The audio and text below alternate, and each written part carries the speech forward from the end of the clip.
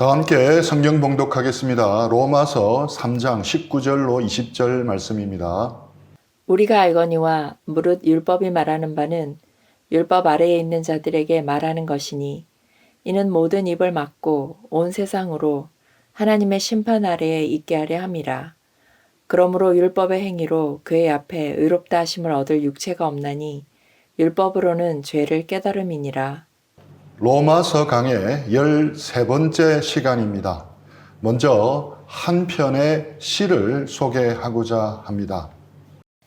나는 그늘이 없는 사람을 사랑하지 않는다.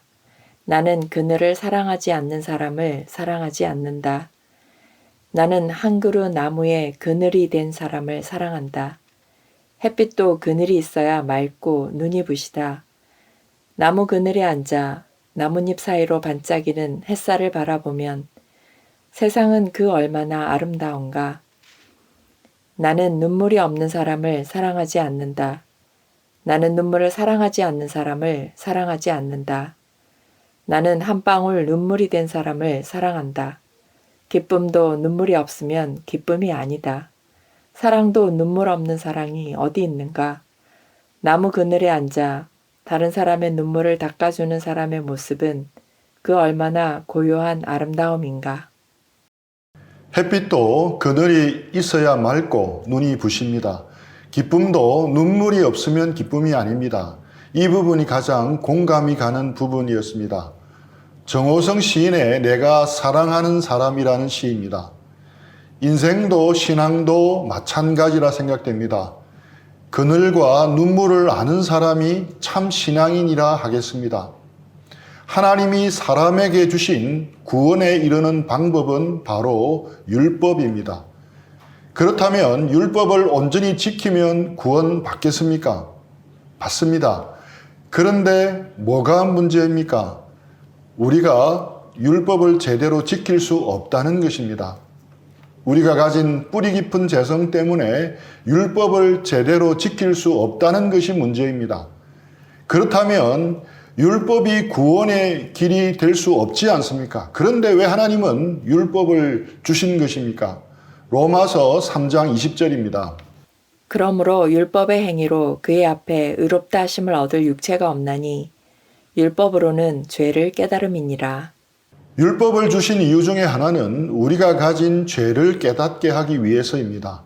율법을 지키려고 애를 써보고 온갖 노력을 다 쏟아보아야 그제야 비로소 보입니다.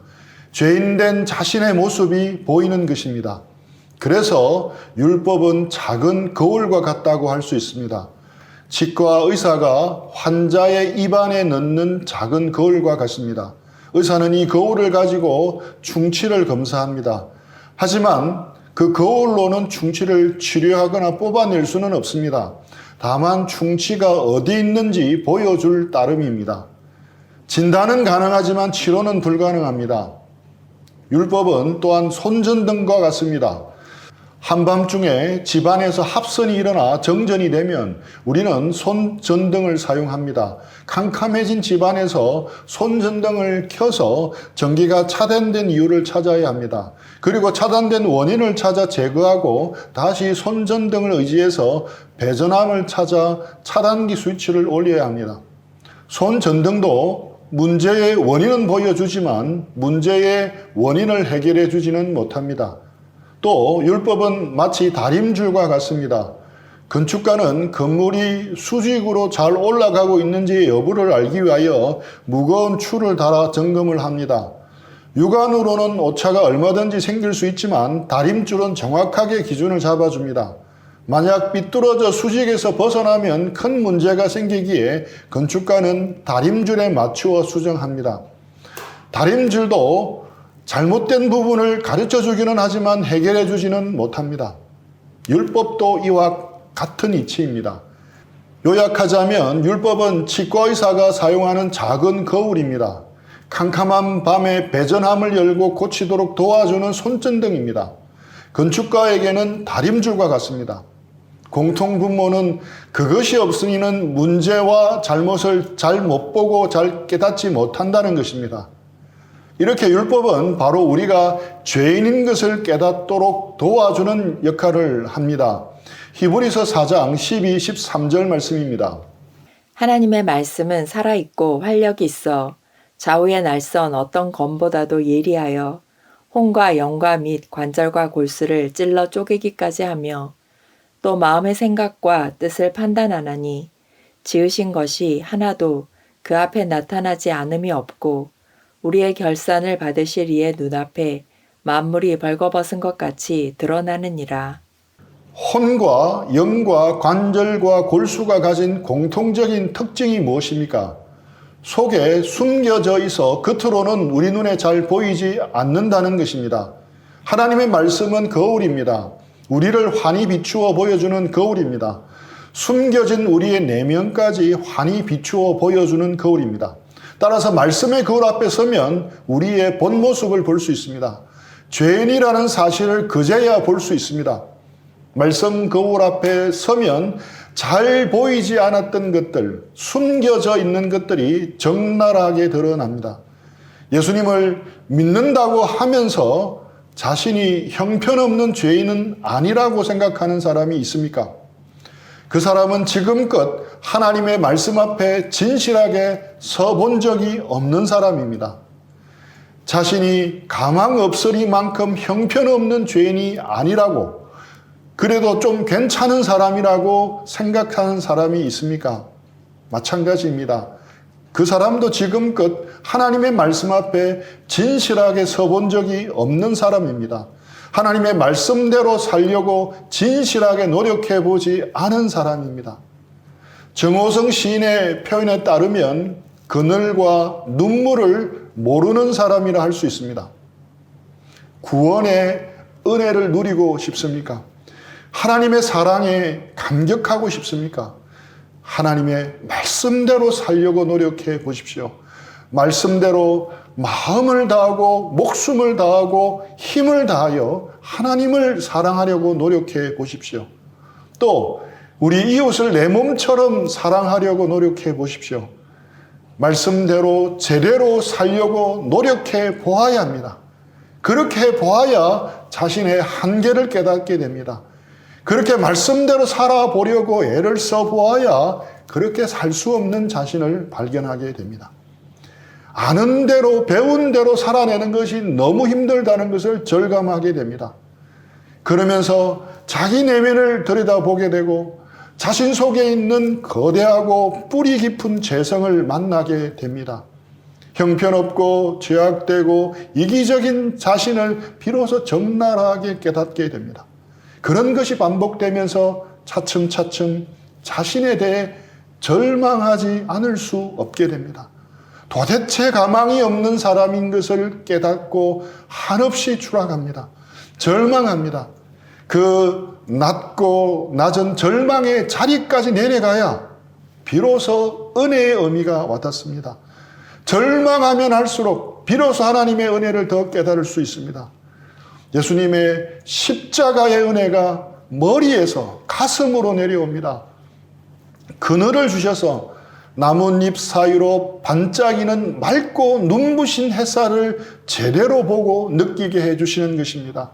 인생의 눈물을 알게 해주셔서 인생의 참 기쁨을 알게 해주시는 것입니다. 이 일은 오직 성령께서 하시는 일입니다. 이 일은 성령께서 말씀의 거울을 통해서 하시는 은혜의 역사입니다. 그런데 이 단계를 뛰어넘어 버리면 문제가 생깁니다. 어떤 문제가 생기겠습니까? 바리새인들처럼 됩니다. 자신에 대해 절망을 경험하지 못하면 열심 내면 열심 낼수록 우리는 바리새인들처럼 되기 쉽습니다. 열심히 신앙생활 할수록 교만해지기 쉽습니다. 더욱 수고하고 희생하고 헌신할수록 까다롭고 더 센 사람이 되기 쉽습니다. 자기 자랑하기 쉽습니다. 자기 의에 빠지기 쉽습니다. 다른 사람을 쉽게 판단하고 정죄하기 쉽습니다.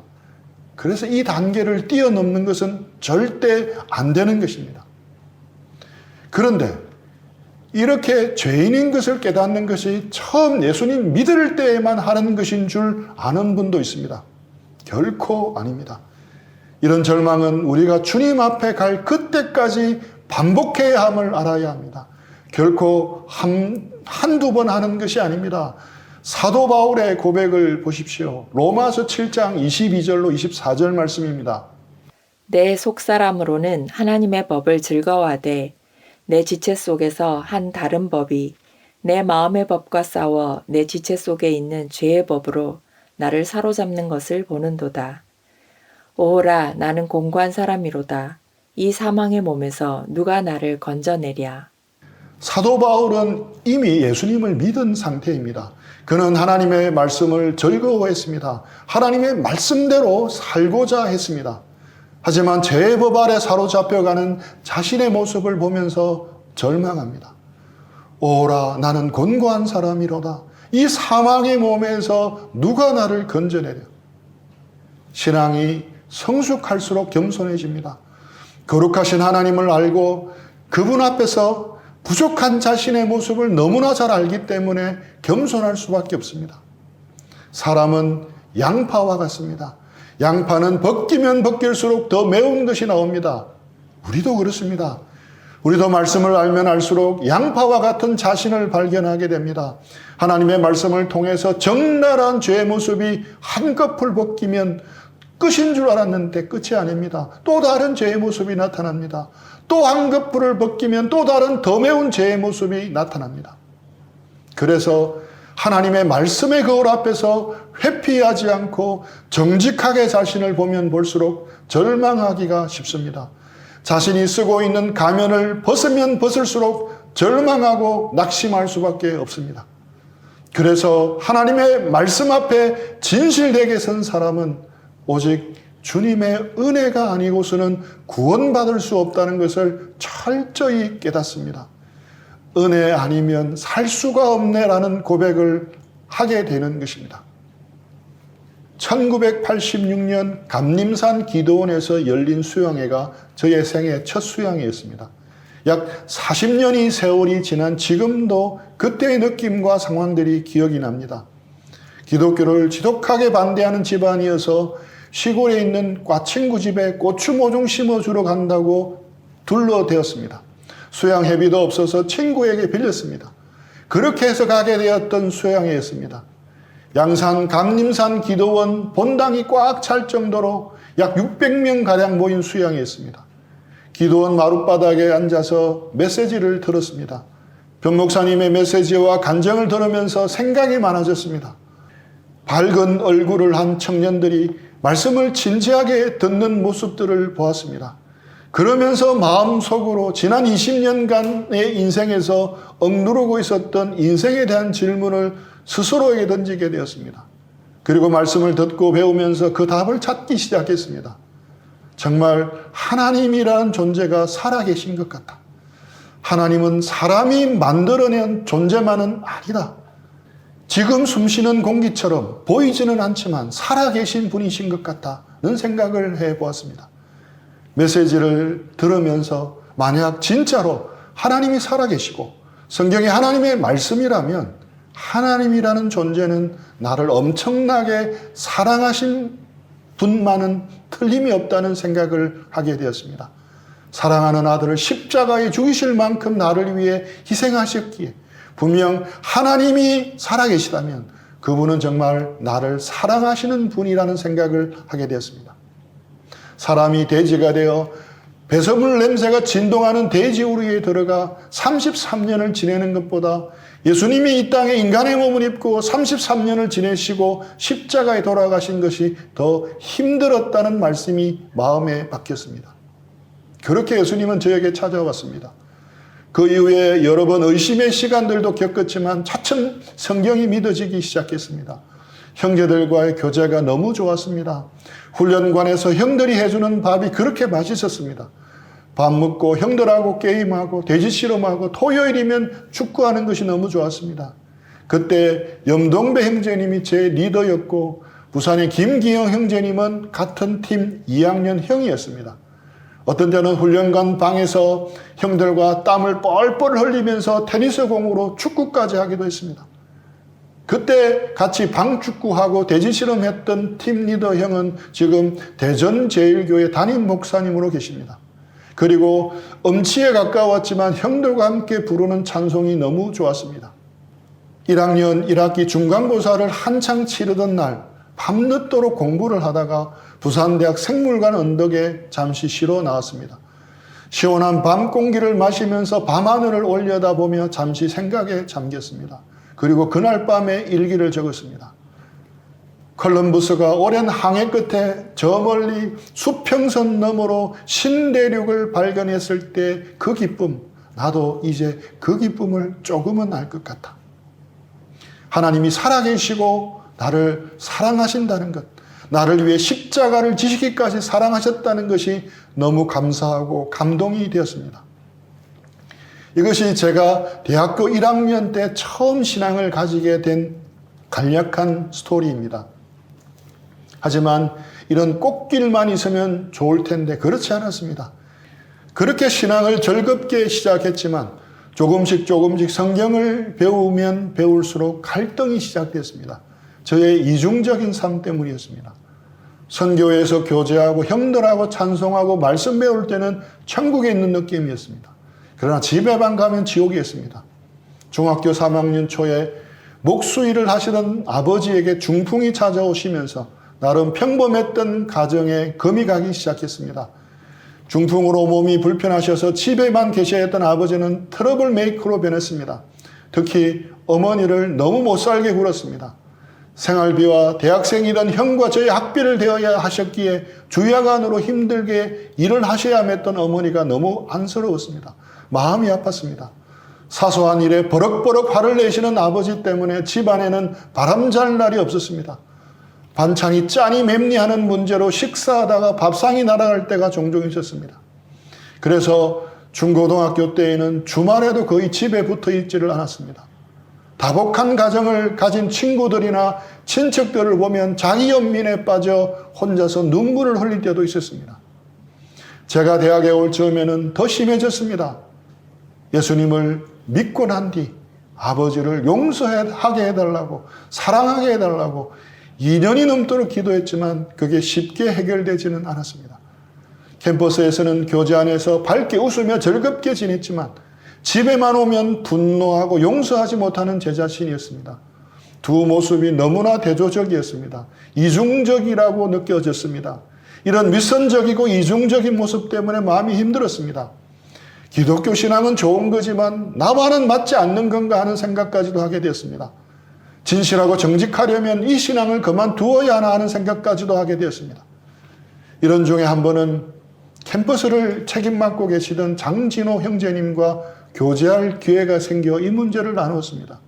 그 교제가 너무 도움이 되었습니다.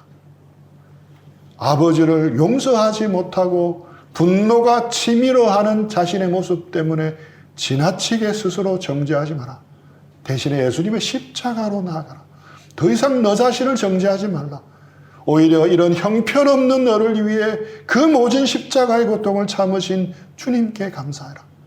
아버지 한 사람도 사랑할 수 없는 너같이 어쩔 수 없고 형편없는 사람을 위해서 예수님이 십자가를 지신 것이다. 주님은 내 모습이 어떠하든지 그대로 사랑하신다. 그래도 변함없이 너를 사랑해 주신 그 주님께 오히려 감사해라. 그때 정말 하나님의 은혜를 의지한다는 것이 무엇인지 조금은 깨달아졌습니다. 그렇습니다.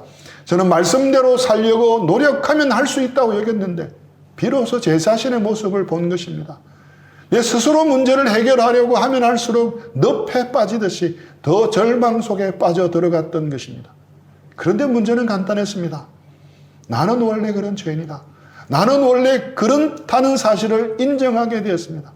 하지만 거기서 멈추지 않고 이런 내 모습까지 받아주시고 대신 십자가 져주신 주님의 사랑을 기억하고 오히려 감사해야 함을 깨닫게 해주셨습니다. 너무 기쁘고 감사한 깨달음이었습니다. 이런 나를 위해 십자가 지신 주님, 그 주님의 십자가의 사랑이 너무 감사했습니다. 형편없는 자신의 모습을 정죄하는 대신 십자가에서 보여주신 주님의 사랑에 감사하기 시작했습니다. 그때 이후로부터 스스로의 정죄감 때문에 늘 어둡던 제 삶이 조금씩 밝게 바뀌기 시작했습니다. 집에서도 바뀌기 시작했습니다. 그 이후 계속 신앙생활을 하면서 제게 잊지 못할 몇 번의 경건의 시간이 있었습니다. 팝콘 터지듯이 한 번씩 터진 경건한 시간대 받은 은혜가 지금 저의 신앙을 이끈다 해도 과언이 아닙니다. 아마 대학교 3학년 때라고 생각되는데 추운 겨울날이었습니다. 동이 틀려면 아직 시간이 많이 남은 캄캄한 새벽, 지금의 부산대학 인문관 뒤편 동아리 파크라는 벤치에서 손전등으로 성경을 밝혀가면서 어른 손을 비비며 했던 경건의 시간이었습니다. 경건의 시간 패시지는 마가복음 15장에 예수님 십자가에 달리시는 장면이었습니다. 예수님 십자가 주변에 어떤 사람들이 있었나 묵상을 하면서 로마 군병들을 묵상하게 되었습니다. 십자가 근처에 로마 군병들이 있었습니다. 예수님의 양팔을 벌리고 그리고 양발을 모아서 둔탁한 큰 해머와 굵은 못을 가지고 예수님을 십자가에 못 박았습니다. 골고다 언덕에 예수님의 비명소리가 메아리쳐 울렸지만 군병들은 아랑곳하지 않았습니다. 그저 습관적으로 무표정하게 큰 해머로 내리쳤습니다. 누워있던 십자가를 세우자 하중이 그 세 개의 못에 집중되었기 때문에 말할 수 없는 고통으로 인해 또다시 비명소리가 터져 나왔습니다. 하지만 그것마저도 로마 군병들에게는 관심사가 되지 못했습니다. 자주 겪는 일이었기 때문입니다. 마가복음 15장 24절입니다.